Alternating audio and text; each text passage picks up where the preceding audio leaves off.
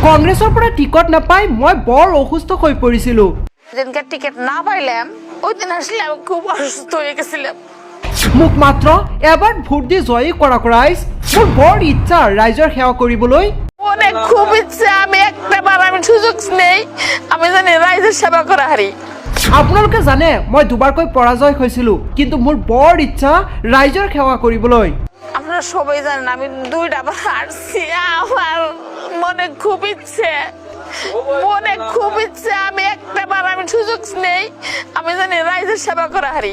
মোক এবাৰ ভোট দি সুযোগ এটা কৰি দিয়ক না ৰাইজ, যাতে মই ৰাইজৰ সেৱা কৰিব পাৰোঁ। কংগ্ৰেছৰ পৰা টিকট নোপোৱাৰ বাবে দিলৱাৰা হাছিনে নিৰ্বাচনী সভাতে প্ৰকাশ কৰিলে মনৰ বেদনা। সুন্দলী টোপামাৰী জিলা পৰিষদৰ AIUDF দলৰ মনোনীত প্ৰাৰ্থী বৰ্তমান দিলৱাৰা হাছিন। কংগ্ৰেছৰ পৰা টিকট বিচাৰিছিল, কিন্তু কংগ্ৰেছে নিদিলে টিকট, আৰু অৱশেষত AIUDF দলৰ পৰা প্ৰাৰ্থীত্ব আগবঢ়াইছে দিলৱাৰা হাছিনে।